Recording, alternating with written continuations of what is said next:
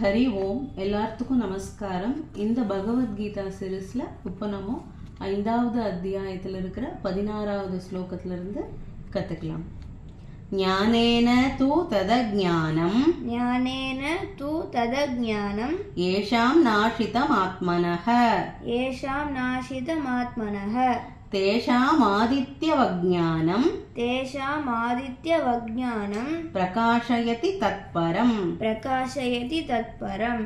ज्ञानेन तु तदज्ञानं येषां नाशितमात्मनः तेषामादित्यवज्ञानं प्रकाशयति तत्परं तद्बुद्धयस्तदात्मानः तन्निष्ठास्तत्परायणाः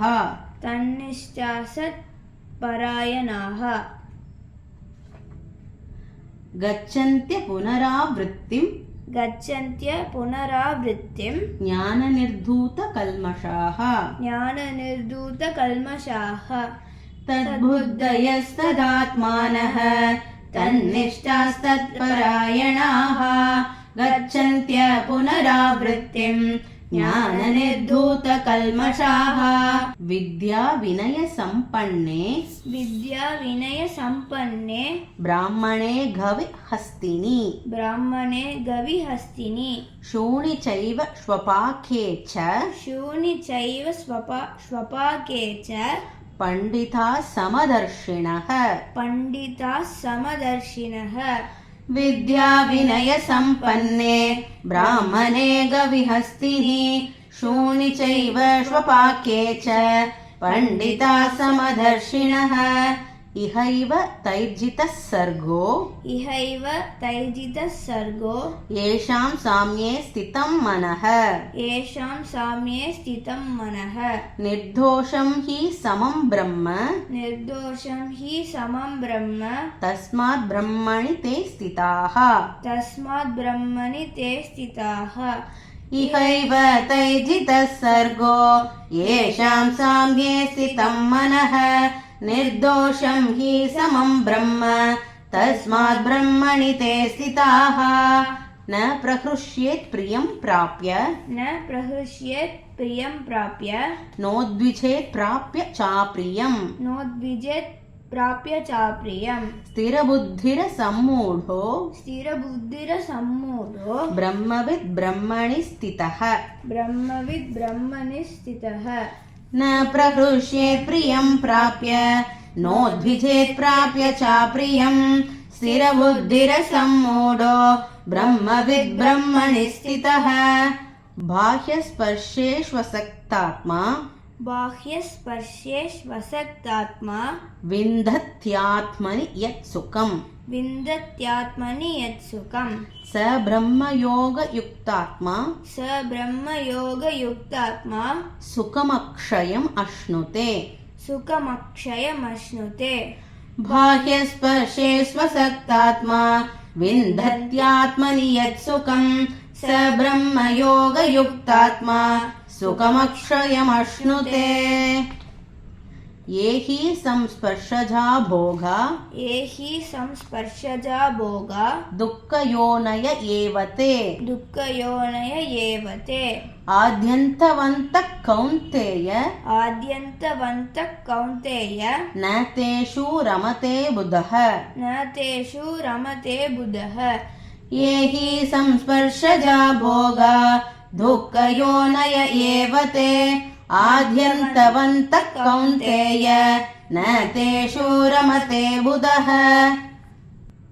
शक्नोतीहैव यः सोढुम् प्राक्शरीरविमोक्षणात् कामक्रोधोद्भवं वेगं स युक्तः स सुखी नरः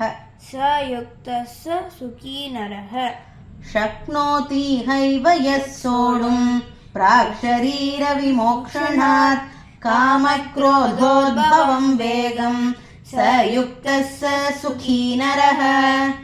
यो अन्तः सुखो अन्तरारामः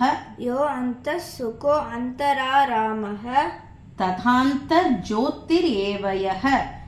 तदान्तर्ज्योतिरेवयः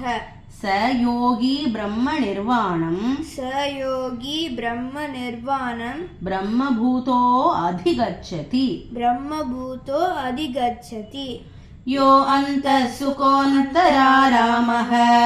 तथान्तर्ज्योतिरेव यः स योगी ब्रह्मनिर्वाणं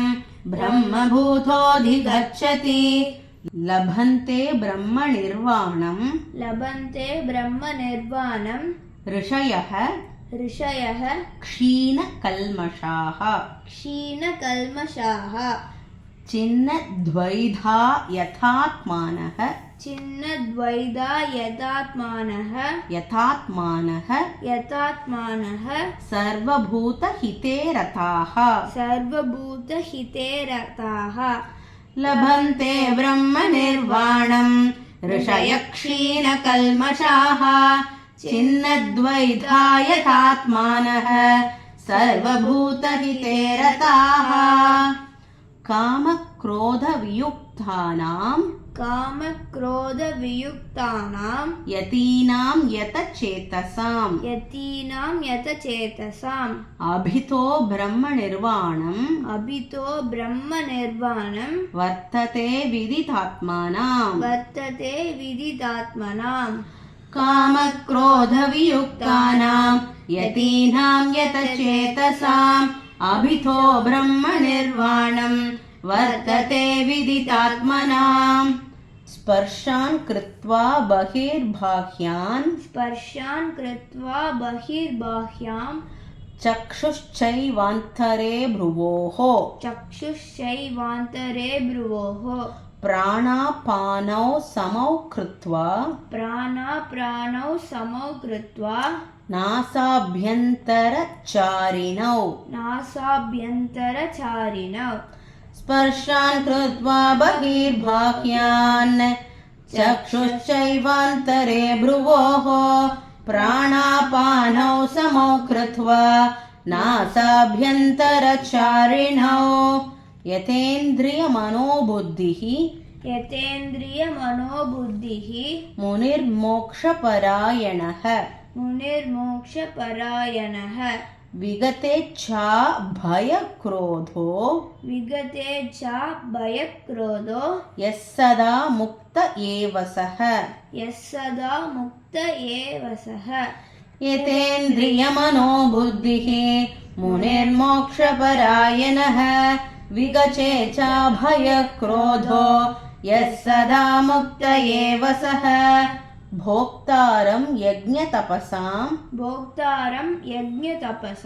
सर्वलोकमहेश्वरं सुहृदं सर्वभूतानां ज्ञात्वा मां शान्तिमृच्छति भोक्तारं यज्ञतपसां सर्वलोकमहेश्वरं सुहृदं सर्वभूतानां ज्ञात्वा मां शान्तिमृच्छति. இப்போ 16வது ஸ்லோகத்திலிருந்து நம்ம ஒட்டுக்கா பாராயணம் பண்ணலாம். ஞானேன தூ ததஜ்ஞானம் येषां नाशितमात्मनः तेषामादित्यवज्ञानं प्रकाशयति तत्परं तद्बुद्धयस्तदात्मानः तन्निष्ठास्तत्परायणाः गच्छन्त्य पुनरावृत्तिं ज्ञाननिर्धूतकल्मषाः विद्याविनयसम्पन्ने ब्राह्मणे गविहस्तिनि शूनि चैव श्वपाके च पण्डिता समदर्शिनः इहैव तैर्जितः सर्गो येषां साम्ये स्थितं मनः निर्दोषं हि समं ब्रह्म तस्मात् ब्रह्मणि ते स्थिताः न प्रहृष्येत् प्रियं प्राप्य नोद्विचेत् प्राप्य चाप्रियं स्थिरबुद्धिरसम्मूढो ब्रह्मविद् ब्रह्मणि स्थितः बाह्यस्पर्शे स्वसक्तात्मा विन्दत्यात्मनि यत्सुखं स ब्रह्मयोगयुक्तात्मा सुखमक्षयमश्नुते ये हि संस्पर्शजा भोगा दुःखयोनय एव ते आद्यन्तवन्तः कौन्तेय न तेषु रमते बुधः शक्नोति हैव यः सोढुम् प्राक्शरीरविमोक्षणात् कामक्रोधोद्भवम् वेगम् स युक्तः स सुखी नरः यो अन्तः सुको अन्तरारामः तथान्तर्ज्योतिरेव यः स योगी ब्रह्मनिर्वाणम् ब्रह्मभूतोऽधिगच्छति लभन्ते ब्रह्मनिर्वाणम् ऋषयः क्षीणकल्मषाः चिन्नद्वैधा यथात्मानः सर्वभूतहिते रताः कामक्रोधवियुक्तानाम् यतीनां यतचेतसाम् अभितो ब्रह्मनिर्वाणम् वर्तते विदितात्मनाम् स्पर्शान् कृत्वा बहिर्बाह्यान् चक्षुश्चैवान्तरे भ्रुवोः प्राणापानौ समौ कृत्वा नासाभ्यन्तरचारिणौ यतेन्द्रियमनो बुद्धिः मुनिर्मोक्षपरायणः विगतेच्छाभयक्रोधो यः सदा मुक्त एव सः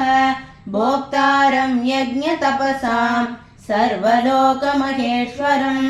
सुहृदं सर्वभूतानां ज्ञात्वा मां शान्तिमृच्छति। ॐ तत्सदिति श्रीमद्भगवद्गीतासूपनिषत्सु ब्रह्मविद्यायां योगशास्त्रे श्रीकृष्णार्जुनसंवादे कर्मसन्न्यासयोगो नाम पञ्चमोऽध्यायः। हरि ओम्।